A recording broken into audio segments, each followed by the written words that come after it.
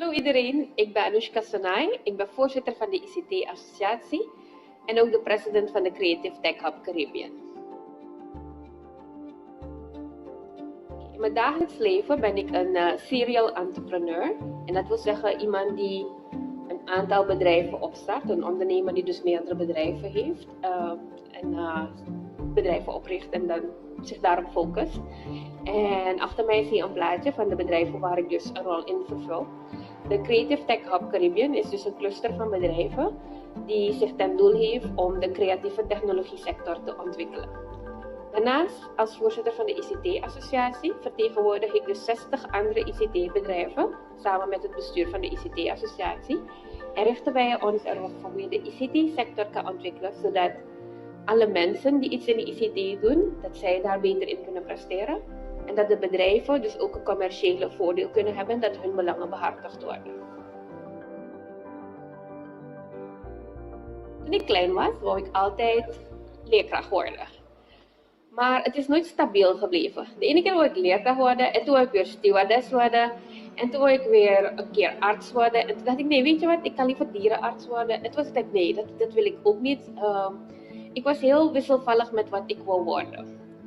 Maar nu achteraf gezien kan ik me wel indenken, maar dat is achteraf. Op dat moment wist ik het niet. Achteraf zeg ik wou leerkracht zijn. En die wens is sowieso ook vervuld, want ik ben een public speaker, plus ik ben nog een trainer en een coach. Dus het stukje van kennisoverdracht zit erin, dat heb je in mijn werk. Ik wou stewardess zijn omdat ik dacht dat je daardoor heel veel zou reizen en ik wou de wereld zien. En ik reis heel veel voor mijn werk, dus dat zit er ook in. En eigenlijk kan je zien dat alles wat ik zo'n beetje wou doen, hierin is gekomen. Maar het is niet heel bewust geweest van ik ga ICT studeren. Want toen ik een studiekeuze moest maken, waren er nog weinig tot geen ICT-opleidingen. En ik heb dus gewoon elektrotechniek gedaan. En daaruit is gekomen van, oké, dan ga je kijken, hoe ga je geld maken met technologie. Dus toen kwam een stukje ondernemerschap erbij. Hoe ga je nog meer bereiken en hoe ga je die sector ontwikkelen. En elke keer als ik kwam bij het stukje van, ik wil mijn bedrijf groter maken, ik wil groeien, liep ik er tegenaan dat een aantal ondersteunende zaken die in orde moeten zijn om je bedrijf te ontwikkelen, dat die er niet waren. Bijvoorbeeld niet alle wetten zijn in orde of zijn toereikend voor wat we willen doen. Daarna zie je dat er geen fundingmogelijkheid is. Dus als je een nieuw bedrijf wil opstarten en je gaat naar de bank, dan moet je percelen naar huis hebben, maar aan de andere kant is dat gewoon, anders kom je niet in aanmerking voor een lening. Dus ik moest ook gaan werken aan additionele fundingmogelijkheden en dat gaan creëren. En er waren nog een aantal zaken die ten orde. Bijvoorbeeld toen ik voor het eerst mensen ging vertellen dat ze een website nodig hadden.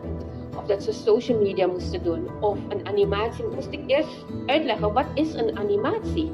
Wat is een game? Waarom heeft een bedrijf een game nodig?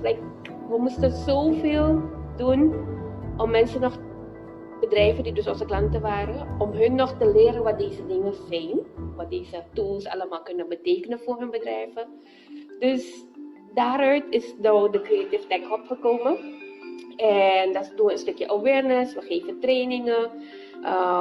We doen zeg maar alle aspecten die je nodig hebt om een zeg maar, digitaal ecosysteem te creëren. Dat zijn we dus zelf gaan ontwikkelen omdat het er niet was. En ja, ik hou ervan, dus ik vind het heel leuk. En vandaar dus ook de bewuste keuze om ook dit door te trekken naar de ICT-Associatie en meer bedrijven te betrekken. Als ik kijk naar waar ik wil komen, dan ben ik er nog lang niet. Ik heb nog een lange weg te gaan. Maar soms kijk ik ook terug naar wat heb ik allemaal al bereikt. En dan ben ik best blij over wat er tot nu toe is. Maar de meeste trots voel ik als ik denk aan al de mensen die ik zelf heb opgeleid. En die nu allemaal in grote bedrijven werken of een eigen bedrijf zijn gestart. Dat geeft mij de grootste trots. Als ik naar hun kijk hoe zij succesvol zijn en hoe ze zelf in hun onderhoud kunnen voorzien. Of zelf doorstuderen en nog meer doen. Dan geeft dat mij een grote teken van, of een groot gevoel van trots zijn op wat ik allemaal doe. En dan denk ik, it's all worth it. Ja, ik heb weinig slaaptijd. Maar hey, it's all worth it als ik naar hun kijk. Toen ik voor het eerst in de ICT-sector ging werken, had ik nog niet door hoe business to business echt werkte. Ik was heel bekend met business to consumer. Dat is als een bedrijf aan hoe mensen verkoopt, business to consumer. Daar was ik heel bekend mee. Maar hoe een bedrijf aan een ander bedrijf verkoopt, dat is toch wel weer anders. Die business to business heb ik echt in de ICT-wereld moeten opbouwen. En in mijn rol als account manager, want ik begon toen bij Spamakandra als account manager, moest ik met marketing managers, ICT managers, CEO's van bedrijven, CFO's, CTO's, dus zeg maar met dat soort mensen onderhandelen om nieuwe klanten binnen te halen, om nieuwe projecten te verkopen, om nieuwe mobiele applicaties te verkopen of websites te verkopen of een nieuwe social media klant binnen te halen. En wat me opviel is dat de mensen in deze topposities, dat het allemaal mannen waren. En niet gewoon, weet je, mannen van mijn leeftijd. Het waren mannen die echt een behoorlijke stuk ouder waren. En dan ben ik ook al niet heel groot gebouwd en ik zie er ook heel jong uit, dankjewel, gelukkig.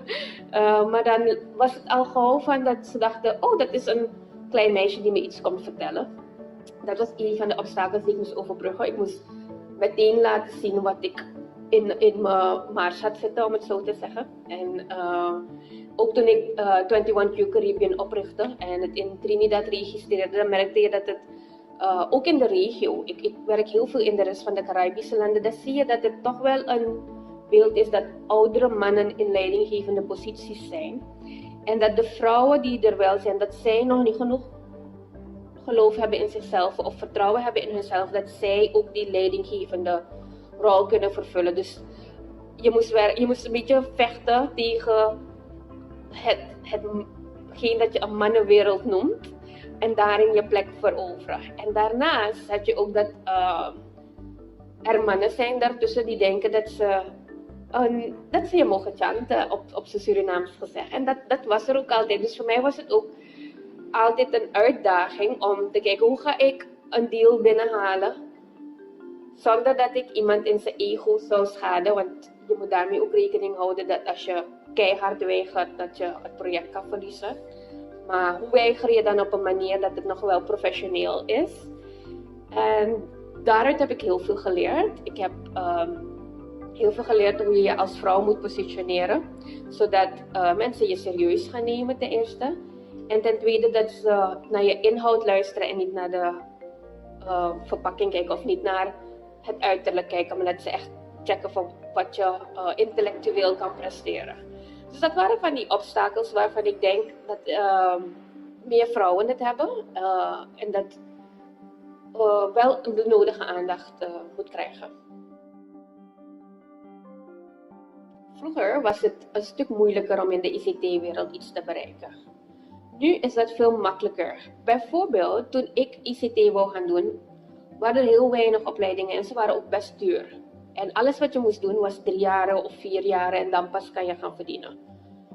Nu met de ICT-mogelijkheden die er zijn, als je kijkt naar bijvoorbeeld de Digital Talents Academy, die geeft zoveel trainingen en je hebt kortstondige trainingen waarmee je ook gewoon een virtual assistant kan worden. Dus je kan al heel snel een korte opleiding volgen en geld beginnen te verdienen. En daarna kan je een langere opleiding gaan volgen, zodat je al terwijl je werkt ook verdient. Dus die opties zijn er nu ook. Dus als je eigenlijk drempels ondervindt, maak gewoon contact met iemand die het al heeft gedaan en vraag die persoon wat de opties zijn. Ga vooral alles googlen, want ja, als je iets in de ICT wil gaan doen, ICT is heel breed. Er zijn verschillende vlakken zijn er mogelijkheden. Doe het vooral. Maar meer nog, als je nog niet overtuigd bent, denk ook eraan, ICT biedt je ook de mogelijkheid om heel flexibel te werken. En we noemen dat makkelijk flexwerken. Maar in dat flexwerken heb je de mogelijkheid om ten eerste zelf je werktijden te bepalen, zelf je werkplek te bepalen, want je kan vanuit elke gewenste locatie, voor een aantal beroepen, kan je vanuit elke gewenste locatie op elke gewenste tijdstip werken. En dat is wat het voor mij makkelijk maakt om verschillende rollen te combineren, omdat je niet altijd fysiek aanwezig hoeft te zijn. Dus aan andere vrouwen die ook in de ICT-wereld willen gaan of nog niet overtuigd zijn dat de ICT-wereld iets is voor hun, Zorg ervoor dat je goed inleest. Maak contact met mensen die al in zo'n branche werken, want zij kunnen je wegwijs maken en je de weg wijzen, maar ook gewoon je in contact brengen met de juiste mensen die je nodig hebt. En zorg ervoor dat je gewoon trainingen volgt en het kan doen.